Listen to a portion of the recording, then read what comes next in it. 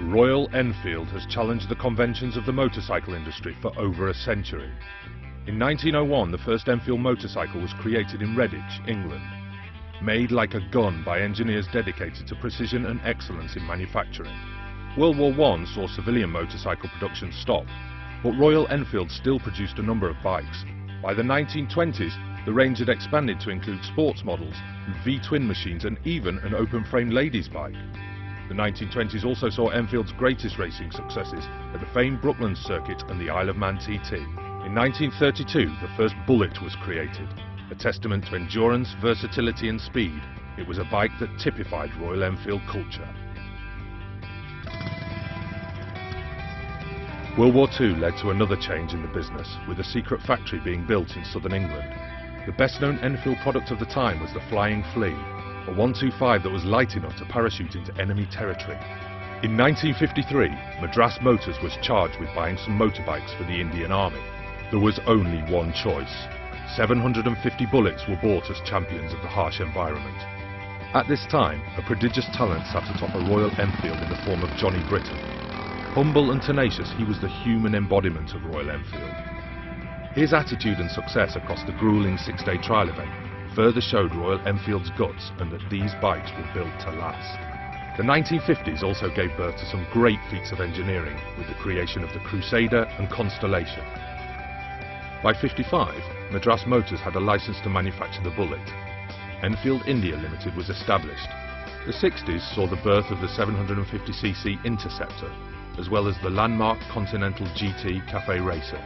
The GT was a response to change in attitude towards motorcycling, a youth quake that helped create an exciting and attractive bike for the legions of young men now taking to the roads. Meanwhile, Bullet production flourished in India. By 77, Indian-made bikes began to be sold in the UK to meet a demand from a newly formed classic motorcycle movement. The 80s saw Enfield's export markets flourish, with European distributors supplying the bike to a new generation of enthusiasts. The 90s were a decade of reappraisal. New bikes, new owners and new attitudes. An international tourist industry developed around the timeless Bullet too. Tour organisers set themselves up to take groups into the Himalaya, across the Rajasthan desert and into the backwaters of Kerala. Riding a Bullet in India became a must-do for many bike enthusiasts. In 2005, the Indian factory celebrated 50 years of production, with the legendary Bullet remaining an icon of the Indian highways. The recent technology-driven economic boom in India has produced a new generation of Royal Enfield riders. Known as Bulleteers, the relationship these riders have developed with their motorcycle and its heritage is more than a hobby. It's a way of life. November 24, 2011 marked the beginning of a new chapter in the history of this iconic brand, as the foundations for the company's second factory were laid in Oragadam, the industrial heartland on the outskirts of Chennai, completed in a record time of 11 months. In addition to increasing capacity, the Oragadam plant has been designed to optimise cost of production through relevant automation, yet it retains the human craftsmanship that is distinct to the iconic Royal Enfield brand.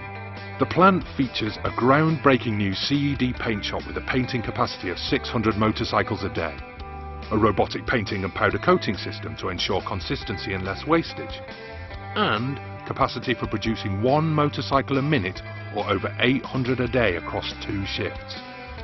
But at the same time, processes such as the legendary pinstriping continue to be done through craftsmen who lend that special human touch to each motorcycle.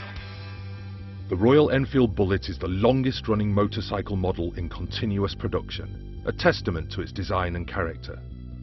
However, it is the classic design of the 60s that Royal Enfield is now revisiting, responding to another change in attitudes towards life on 2 wheels. September 2013, the Continental GT became a part of the Royal Enfield product family. It heralds another evolutionary step for Royal Enfield.